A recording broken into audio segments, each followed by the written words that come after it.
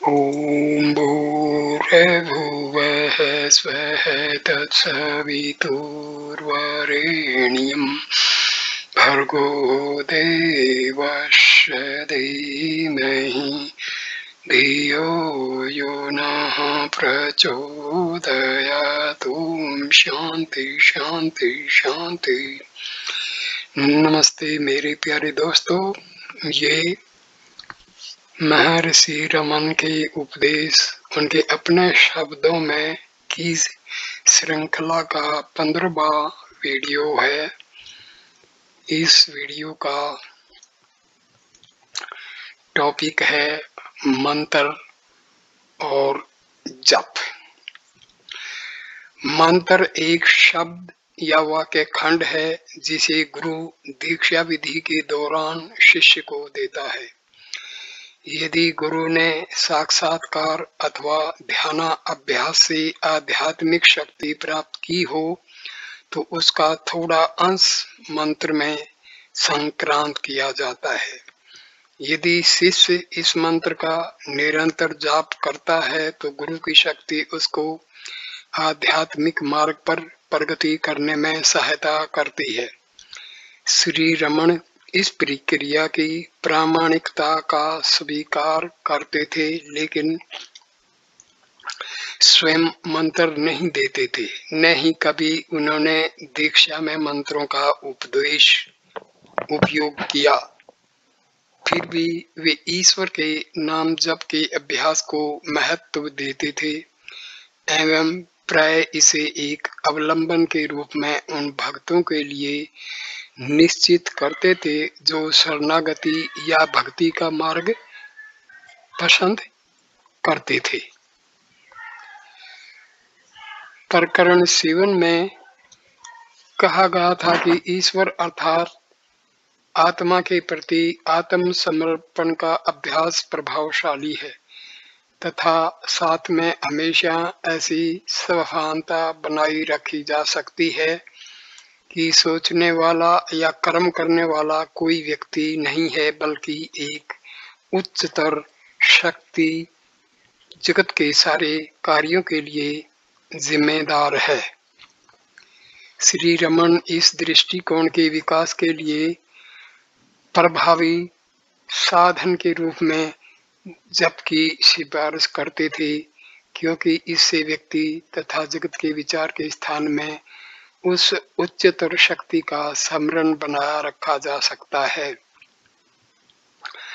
प्रारंभ में ईश्वर नाम जप एकाग्रता या ध्यान का अभ्यास होता है, लेकिन निरंतर अभ्यास से ऐसी भूमिका आती है जिसमें जप अनायास अपने आप सतत चलता रहता है। यह भूमिका सिर्फ एकाग्रता से नहीं, बल्कि जिसका नाम जप किया जाता है उस देव के समक्ष पूर्ण आत्म समर्पण से ही प्राप्त होती है। ईश्वर के नाम जप के साथ पूर्ण भक्ति से उसका आवाहन करके बिना शर्त के उसके समक्ष अपने आप को समर्पित कर देना चाहिए। इस प्रकार के आत्म समर्पण के पश्चात ही प्रभु का नाम हमेशा मनुष्य के साथ रहता है।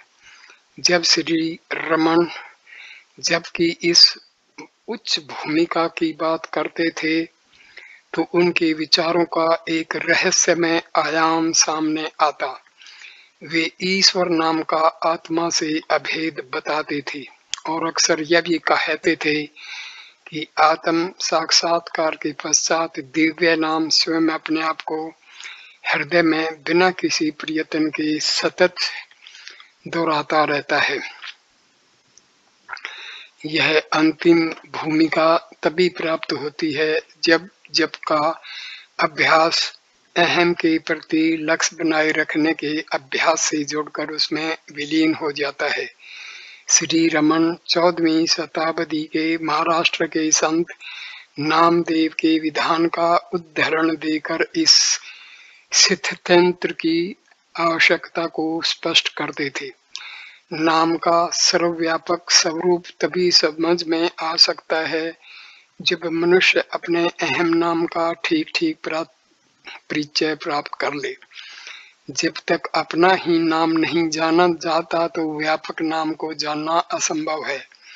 यह उद्धरण नामदेव के दिव्य नाम का तत्व ज्ञान शीर्षक छोटे से ग्रंथ से लिया गया है और पूरा पाठ श्री रमण के प्रत्युत्तरों में इस प्रकरण में आगे दिया गया है। उन्होंने इसे 1937 में प्राप्त किया था और उनके जीवन के अंतिम 13 वर्षों तक इसकी एक प्रति को हमेशा अपनी बैठक के पास छोटे से बुक स्टैंड में रखा था। जब मुलाकाती जप के स्वरूप तथा उपयोगिता के बारे में प्रश्न पूछते तो वे प्राय इसको पढ़ते थे। इस विषय में बात करते समय वे इसका अक्सर समर्थन करते थे। इससे यह अनुमान किया जा सकता है कि वे इसकी विषय वस्तु को प्रामाणिक रूप में मान्य करते थे। प्रश्न: मैं हमेशा श्वास लेते समय ईश्वर के नाम का तथा उच्छ्वास के समय साईं बाबा के नाम का जप करता हूँ। इसके साथ में बाबा के स्वरूप को भी देखता रहता हूँ। भगवान में भी मैं बाबा को देखता हूँ। मुझे यह अभ्यास जारी रखना चाहिए या बदलना चाहिए?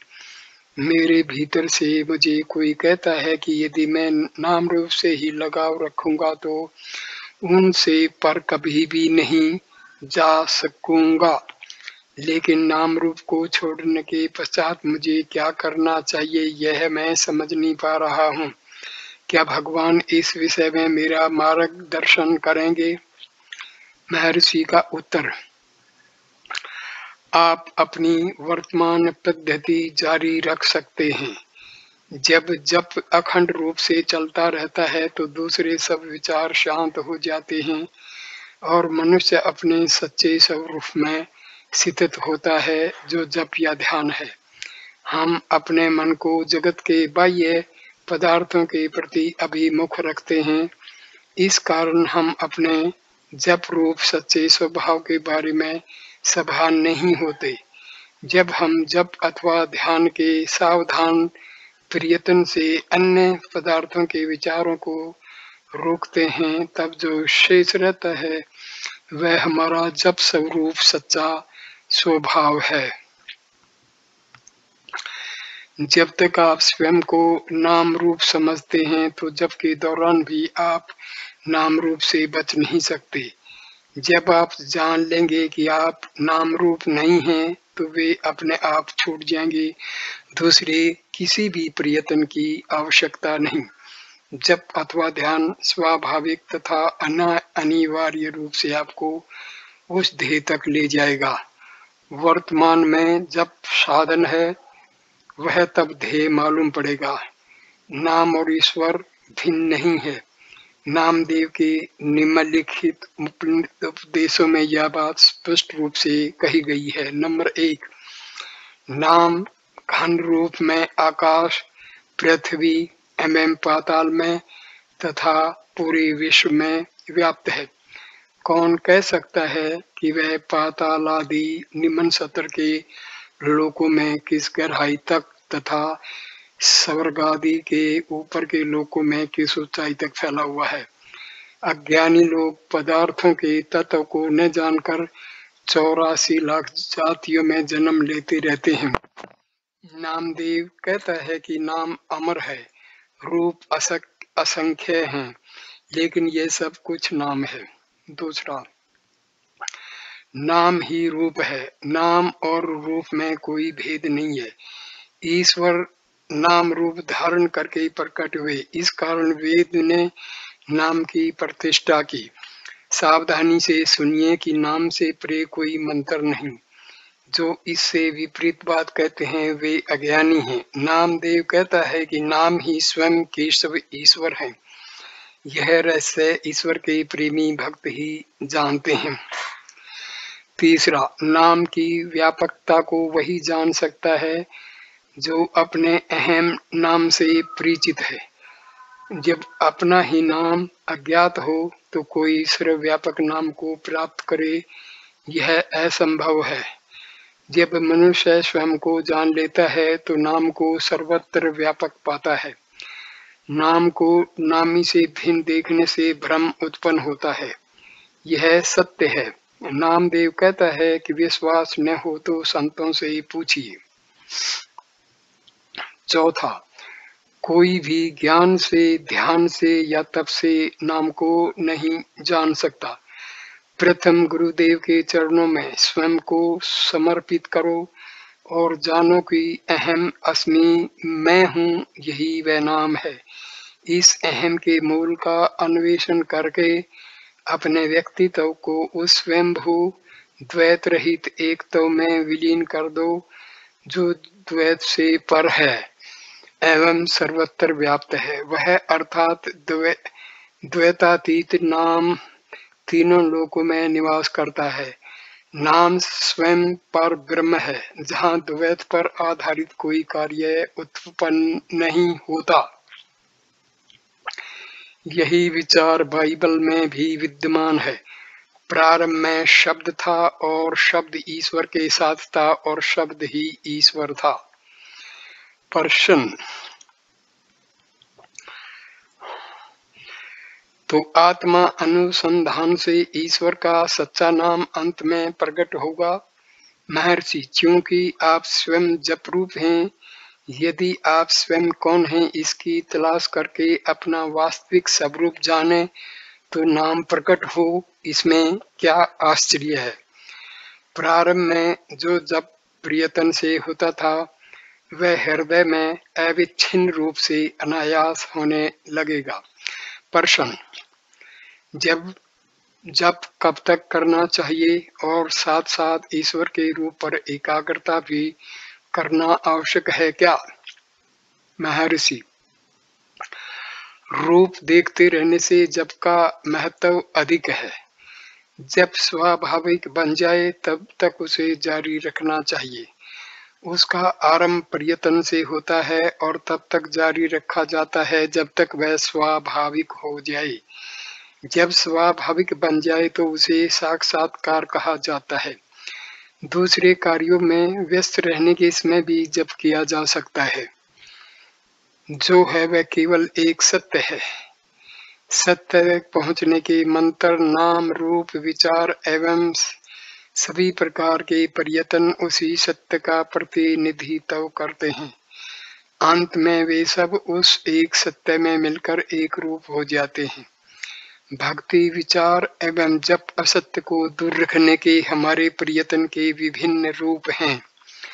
वर्तमान समय में असत्य का हमारा दुराग्रह मात्र है, जबकि सत्य हमारा स्वभाव है। हम गलती से असत्य से अर्थात विचारों तथा सांसारिक कार्यों के प्रति आसक्ति से चिपके हुए हैं। इसका अंत होने पर सत्य स्वयं प्रकट होगा। हमारे प्रयत्न असत्य को दूर रखने के लिए हैं और यह कार्य सत्य के सतत चिंतन से ही संपन्न हो सकता है। यद्यपि सत्य हमारा स्वरूप है, फिर भी इन अभ्यासों को करते इसमें ऐसा लगता है जैसे हम उसका चिंतन कर रहे हैं। फिर भी इन अभ्यासों को करते समय ऐसा लगता है जैसे हम उसका चिंतन कर रहे हों। जो हम करते हैं वह हमारी वास्तविक सत्ता के प्रकट होने के मार्ग में रहे हुए अवरोधों को दूर करने में परिणत होता है। प्रश्न, क्या हमारे प्रयत्न अवश्य सफल होंगे। महर्षि का उत्तर, साक्षात्कार हमारा स्वभाव है, उसमें कुछ नया प्राप्त नहीं करना है। जो नया है वह नित्य नहीं हो सकता, इसलिए साधक आत्मा को प्राप्त करेगा या उसे खो देगा, ऐसा संदेह अनावश्यक है। प्रश्न, जब हम ये जानते हों कि विचार सच्चा मार्ग है, जप करना अच्छा है क्या। उत्तर, सब पद्धतियां अच्छी हैं क्योंकि वे धीरे धीरे अंत में साधक को आत्मा अनुसंधान तक ले आएंगी। जप हमारा सच्चा स्वभाव है। जब हमें आत्मा का ज्ञान होता है तब जप अनायास चलता रहता है। एक स्तर पर जो साधन था वह दूसरे पर साध्य बन जाता है। निरंतर अनायास जप होता रहे वह साक्षात्कार है। प्रश्न, मैंने धर्म ग्रंथ नहीं पढ़े हैं और आत्मा अनुसंधान पद्धति मुझे बहुत कठिन लगती है। मैं स्त्री हूँ और 7 बच्चों की माँ हूँ, अतः गृहस्थी के काम तथा चिंताओं के कारण मुझे ध्यान के लिए बहुत समय कम मिलता है। मैं भगवान से प्रार्थना करती हूँ कि मुझे अधिक सरल और सादी पद्धति बताएं। महर्षि का उत्तर, जैसे मनुष्य को अपने आप को देखने के लिए दर्पण की आवश्यकता नहीं होती, वैसे आत्मा को जानने के लिए पढ़ाई अथवा धर्म ग्रंथों के ज्ञान की आवश्यकता नहीं है। सारा ज्ञान अंत में अनात्मा मानकर त्याग देने के लिए ही प्राप्त किया जाता है। नहीं गृहस्थी के कर्तव्य एवं बच्चों की देखभाल करना विघ्न है। आप और कुछ न कर सकें तो कम से कम अपने आप से मानसिक रूप में मैं कहने का अभ्यास करें, यह पर्याप्त है। जैसा कि मैं कौन हूँ ग्रंथ में बताया गया है। यदि कोई निरंतर मैं सोचता रहे तो यह उसे आत्मनिष्ठा की अवस्था तक पहुंचा देगा। आप कोई भी कार्य करती हों, उठते बैठते या चलते समय इसे बार बार दोहराते रहें। अहम ईश्वर का नाम है और सब मंत्रों में प्रथम एवं सबसे महान है। ओंकार भी दूसरे स्थान में है। प्रश्न, मन के संयम से लिए जपा जप या ओंकार जप अच्छा है? उत्तर, जपा जप के बारे में आपका क्या ख्याल है? मुख से सोहम सोहम रटना अजपा है। वस्तुतः अजपा का अर्थ वह जप है जो मुख से उच्चारित हुए बिना अनिच्छिक रूप से अनायास अपने आप चलता रहता है, उसे जानना। इस वास्तविक अर्थ को जाने बिना लोग यह सोचते हैं कि मुख से सोहम सोहम जप हजारों लाखों बार उंगली से या माला से गिनकर किया जाना चाहिए। जप का प्रारंभ करने से पहले प्राणायाम करना चाहिए, ऐसा शास्त्र विधान है। अर्थात पहले प्राणायाम करके पश्चात जप शुरू करना चाहिए। प्राणायाम के दौरान मुख बंद रखना होता है कि नहीं?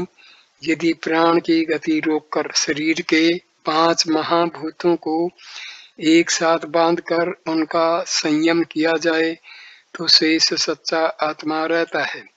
स्वयं आत्मा हमेशा अपने आप अहम अहम दोहराता रहता है, यह अजपा है। इसको जानने के बाद मौखिक जप का अजपा कैसे कहा जा सकता है? सच्चा आत्मा अपने आप अनैच्छिक रूप से अखंड तैल धारावत अंतहीन रूप से जप करता रहता है। उसका दर्शन करना अजपा या गायत्री या सब कुछ है। यदि आप जाने कि जप कौन कर रहा है तो आप जान लेंगे कि जप क्या है। यदि आप तलाश करें और जानने का यत्न करें कि वह कौन है जो जप कर रहा है तो वह जप स्वयं आत्मा बन जाता है। प्रश्न, मौखिक जप से कोई लाभ नहीं है क्या? उत्तर, किसने कहा कि लाभ नहीं है? ऐसा जप चित्त को शुद्ध करेगा। जैसे जैसे जप निरंतर किया जाएगा, यह प्रयत्न जल्दी से या देर से सच्चे मार्ग पर ले जाएगा। अच्छा या बुरा जो भी किया जाता है वह निष्फल नहीं होता। केवल व्यक्ति के विकास सत्र के अनुसार इनके भेद तथा गुण दोष बनाए जाते हैं। प्रश्न, मौखिक जप से मानसिक जप अधिक अच्छा नहीं है क्या?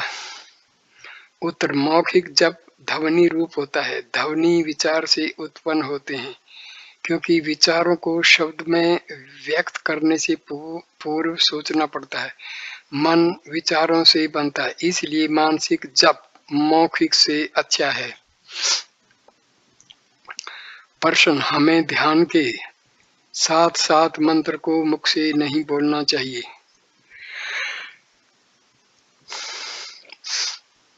उत्तर, जप जब मानसिक बनता है तो ध्वनि की क्या आवश्यकता है? मानसिक जप को ही ध्यान कहा जाता है। ध्यान, चिंतन तथा मानसिक जप एक समान है। विचार जब उलझे हुए नहीं होते और कई विचारों के स्थान में एक ही विचार बना रहता है तो इसे ध्यान कहते हैं। जप अथवा ध्यान का लक्ष्य यह है कि बहुत सारे विचारों को हटाकर केवल एक विचार को बनाए रखना। तब वह एक विचार भी अपने मूल पूर्ण चैतन्य में विलीन हो जाता है। मन जप में जुड़ जाता है और तब अपने मूल में समा जाता है। प्रश्न, कहते हैं कि मन मस्तिष्क से उत्पन्न होता है। उत्तर, मस्तिष्क कहाँ है? शरीर में। मैं कहता हूँ कि स्वयं शरीर मन का प्रक्षेपण है। जब आप शरीर के बारे में सोचते हैं तब मस्तिष्क के विषय में बोलते हैं। मन शरीर को तथा उसमें रहे हुए मस्तिष्क को भी उत्पन्न करता है और मन ही यह निश्चित करता है कि मस्तिष्क उसका स्थान है। प्रश्न, श्री भगवान ने कहा है कि जप का पता उसके मूल में जाकर लगाना चाहिए। इससे क्या मन की ओर संकेत नहीं किया गया? महर्षि का उत्तर, यह सब मन की करतूत है। जप मन को एक विचार पर स्थिर करने में सहायता करता है। प्रथम दूसरे सब विचारों को गौण बनाकर उनको उस एक विचार के अधीन तब तक बनाए रखा जाता है जब तक वे अदृश्य न हो जाएं। जब मानसिक बने तब उसे ध्यान कहते हैं। ध्यान आपका सच्चा स्वभाव है। उसे ध्यान इसलिए कहते हैं कि उसे प्रयत्न से किया जाता है। विचार जब तक अव्यवस्थित एवं बिखरे हुए होते हैं तब तक प्रयत्न आवश्यक होता है। क्योंकि आप अन्य कई विचारों में उलझे रहते हैं, एक विचार को निरंतर बनाए रखने के प्रयत्न को आप ध्यान कहते हैं। यदि वह ध्यान अनायास बन जाए तब आप जानेंगे कि वह आपका सच्चा स्वभाव है। प्रश्न, लोग ईश्वर को कुछ नाम देते हैं और कहते हैं कि नाम पवित्र है और उसके जप में मनुष्य को लाभ होता है। क्या यह सब सच हो सकता है? उत्तर, क्यों नहीं। आप अपना एक नाम रखते हैं जिसे बोलने पर आप प्रत्युत्तर देते हैं, लेकिन जन्म के समय आपके शरीर पर यह नाम नहीं लिखा हुआ था, न ही शरीर ने यह किसी से कहा था कि उसका अमुक नाम है। फिर भी आपको एक नाम दिया जाता है और आप उसे सुनकर उत्तर देते हैं क्योंकि आपने अपना तादात्म्य उस नाम के साथ कर लिया है। इस प्रकार नाम किसी वस्तु का निर्देश करता है, अतः वह कोरी कल्पना नहीं है। इसी प्रकार ईश्वर का नाम भी असरकारक है।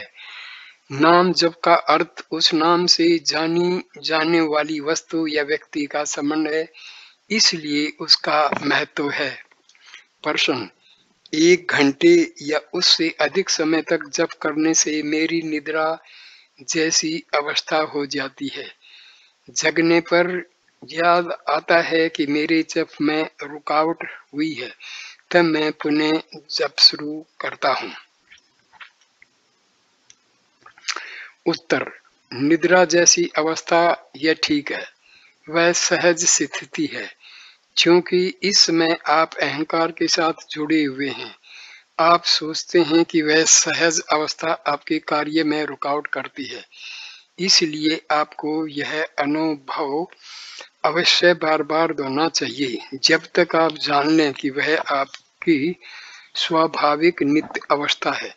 जब आप यह जान लेंगे कि जब आ रही है फिर भी वह अपने आप चलता रहता है। आपका यह प्रश्न आपके गलत तादात्म्य अर्थात अपने आप का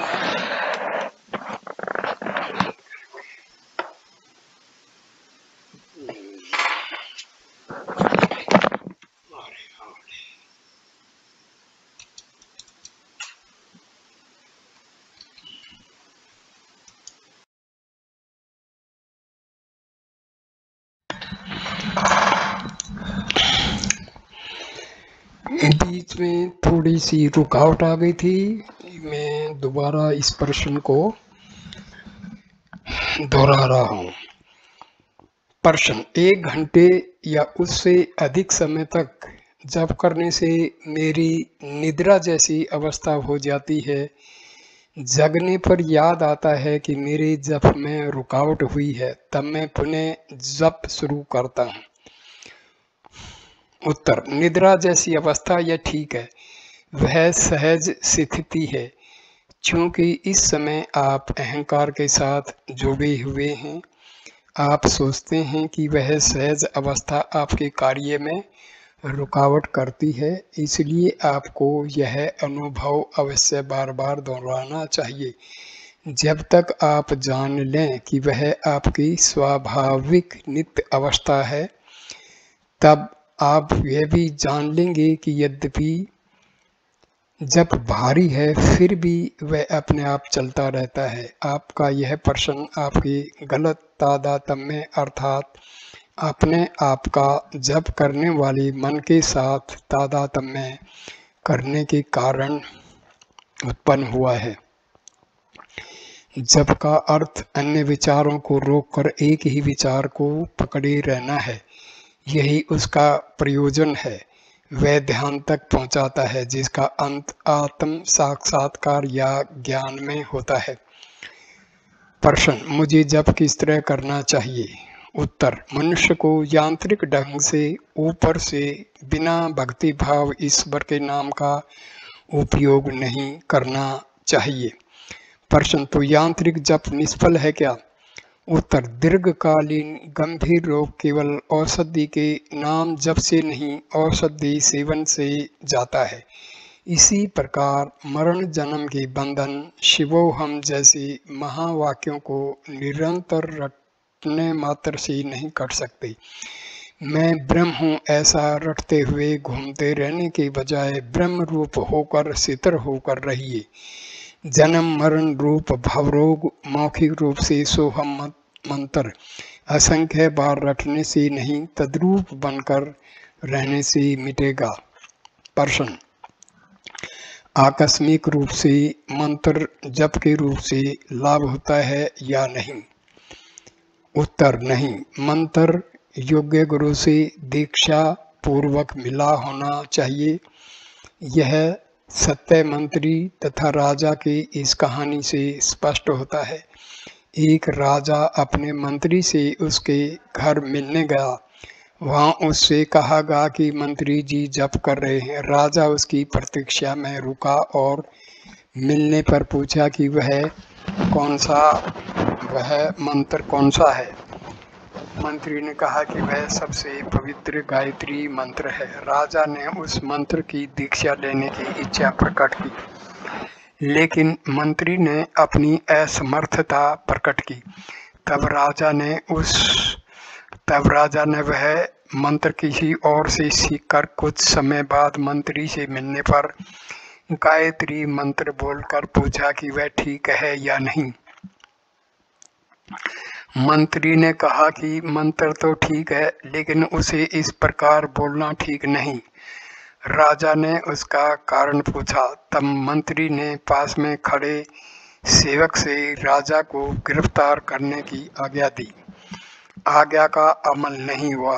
आज्ञा बार बार दोहराएगी, फिर भी उसका पालन नहीं किया गया। राजा ने क्रुद्ध होकर उसी सेवक से मंत्री को पकड़ लेने की आज्ञा दी, जिसका तुरंत अमल हुआ। मंत्री ने हंसकर कहा कि यह घटना राजा के पूछे हुए कारण को स्पष्ट करती है। राजा ने पूछा, कैसे? मंत्री ने उत्तर दिया, आज्ञा एक सी थी, अमल करने वाला भी वही था, लेकिन अधिकारी अलग था।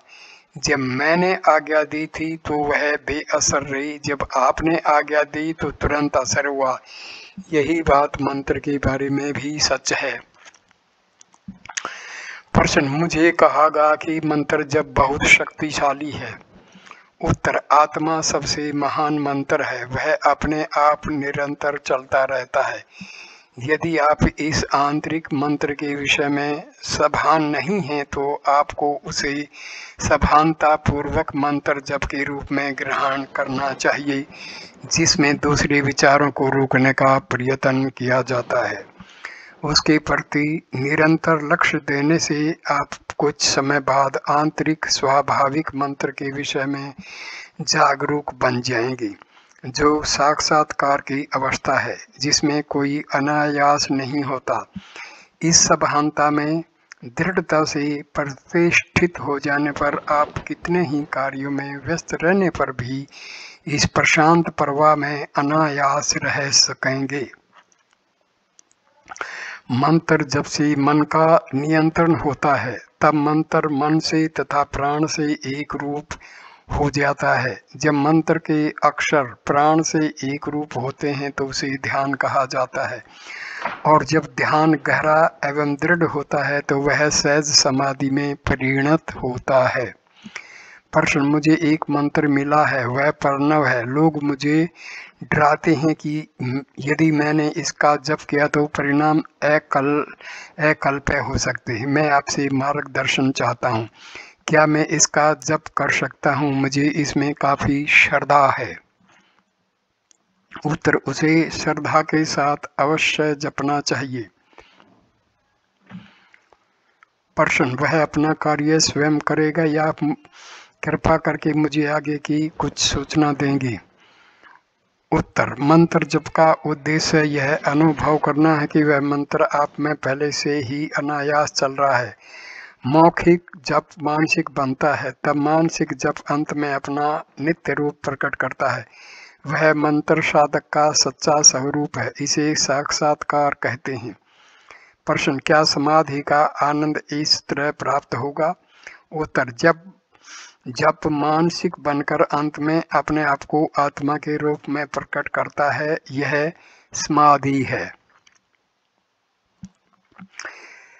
इस वीडियो को मैं यहीं पर विराम देता हूँ।